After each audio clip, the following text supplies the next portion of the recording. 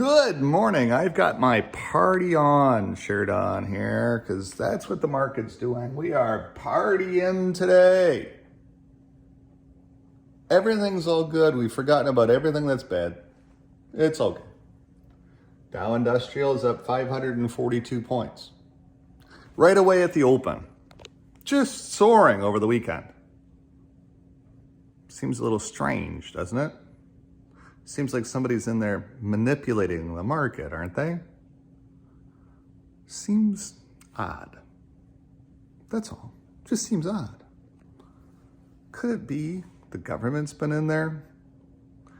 But all of the markets all around the globe are up today. So could it have been a concerted government process in buying futures overnight to be able to get us this big spike on our spring, to get the people to start thinking, oh, times are good. We're going to go out and buy. Don't know. Could be it's an attempt at that. Don't know. Just seems strange to have the S&P up 100 points. Have it up 2.52% on a day. So far, in the first hour and a half, 2.52% in an hour and a half. Where did all that money come from? Are they really buying stocks with that money? Or are they buying futures or options with that money? It's just weird. NASDAQ up 3% in an hour and a half. Seems a little weird. When you look at what's running in the NASDAQ, all of the beaten down big techs are running a little bit. But really, in essence, what's happening that the market's enjoying is the concept that Elon Musk came out and said he's going to lay off people. So the market's loving that. His Tesla stock is up over $50 a share on the concept that he's getting rid of people. I'm going to get rid of them all. Just get rid of them all. Throw them all out. Don't need people anymore. Stock market's up. Kellogg's is rallying today. Now, Kellogg's has been a dead stock for the last 5 years. Kellogg's is rallying today because they said, we've been a dead stock for the last 5 years, and so we're going to break into 3 individual companies. Maybe that will help us to be able to give our stockholders something of value because we've sucked for the last 5 years. And all of their buildings have become very, very old. All of the Kellogg's plants are very, very, very old. Don't know why anybody would want to buy Kellogg stock, but hey, some people do. I eat their cereal, their sugar-free cereal. Anyway, it just seems weird. So then when you look at the things that are working in portfolios, here's something else that makes a lot of sense. WTI. So over the weekend, there was an article about the concept that the OPEC plus producing countries, not OPEC itself, but keep in mind OPEC has added on other oil producing countries into their scheme. So OPEC plus countries, there was an article that came out that said that OPEC plus countries aren't producing what they're supposed to be producing from an oil perspective because global demand for oil around the globe is massive, and they are running, I think the article was something like 377,000 barrels a day behind what global demand is, or behind what they're supposed to be producing. And then Saudi Arabia is supposed to make up the difference. They're supposed to produce their amount plus make up the difference when these other countries can't produce enough. But why aren't they producing anything? Could it be that the costs over there to be able to get oil out of the ground don't make any sense to get oil out of the ground either? It's interesting. Hadn't even thought about that. So WTI, my Oxy shares are bouncing back a little bit.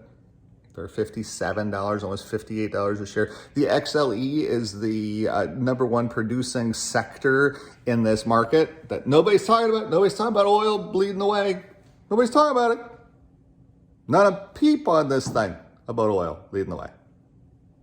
Can't talk about that. Can't talk about oil leading the way. Can't. Nope. Got to talk about Kellogg's breaking into plant-based food product companies. Those are the things we got to talk about. We can't talk about anything else. So then, if OPEC Plus is not producing, if the United States is not producing, if Saudi Arabia is not making up the difference, then where does the price of a barrel go? Once we drain the strategic oil reserve of its barrels of oil, where do we go from there? When global demand for oil is soaring, when people are saying, hey, I'm going to go on my trips. I'm going to go on my trips. I'm not going to stop my trips. I'm going to be using a bunch of barrels of oil. Just is what it is. So at the end of the day, it's interesting to see what's going on. Now, one more thing to share with you quickly, because I'm going to do a little bit of a short video here today. In my industry, as a financial advisor, they always talk about, there's specific sales terms that I'm supposed to use that I can never use. Just can't do it. They talk about how if you don't stay long the market, if you don't stay an investor forever in the market, keep your money there, keep it working, keep it going down 23%, woohoo. They talk about how you'll miss some of the best days of market growth in history. You'll miss them if you go out of the market, if you go to cash, or you move to 20% equities instead of 80% equities. And my whole point is, who cares? This is a one-day thing so far. And it's set overnight, which was really, really weird. We don't know that this is going to catch. We don't know that 2 days from now, we're not sitting here with reds all over the place again. Yes, we might have gone from negative 23% in our account to negative 20% in our account. We might be up 3% today in our account. Woohoo, that was one of the best days ever. But I'm still down 20%.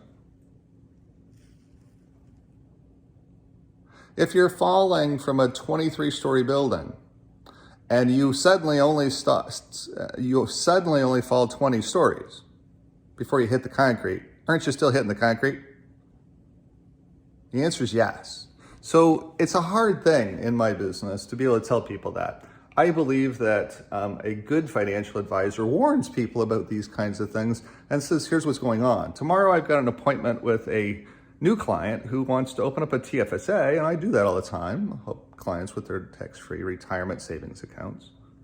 But we're going to be talking about his house as well, too. We're going to be talking about his debt levels as well, too. We're going to be talking about how they all work together so that by the time he's 55, he's only 26, by the time he's 55, he's a multimillionaire and he has no debt. That's the part that we always forget about because they never talk about debt. Speaking of that, in Canada, there was some good news in Canada that came out, and so the government's probably going to raise interest rates 0.75 of a point because, heaven forbid, there was just data that came out that April, the consumer spent money. So consumer spending in Canada was up in April. Consumers are out there throwing money around.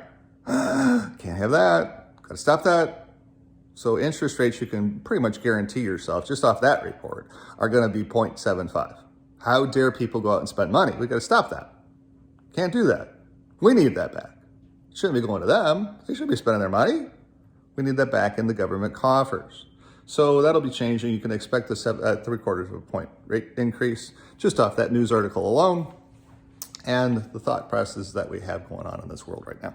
But that's your market update. We don't know what's going to happen with this. We'll see what happens with this. We're party hardy right now with our party shirts on. Happy-go-lucky. Yay, the market's up. That's a good thing. Don't get me wrong. But at the end of the day, where does this go? There's further downside. We know that since we closed 29.9, we know that, and we know what our resistance level here is as well too. We know that 30,900, another 500 points, 30,900 is a resistance level. We know that. We also know that roughly right around here, 30,483 is a resistance level. We know that going up. We know what we're looking at going up. Are we going to go above this number? Are we going to go above and close above 30,483? We could. Then we're sitting 3,900. Are we going to get to 3,900 and close above it? 30,900 and close above it. That would be good. So we know what we're looking for. Enjoy your day. Go out and do your things. It's a beautiful day out here in the city of Windsor. That's why everybody's moving here. It is stunningly beautiful outside. The trends in Windsor are not changing. Everybody's coming here for this weather. It's stunningly beautiful outside.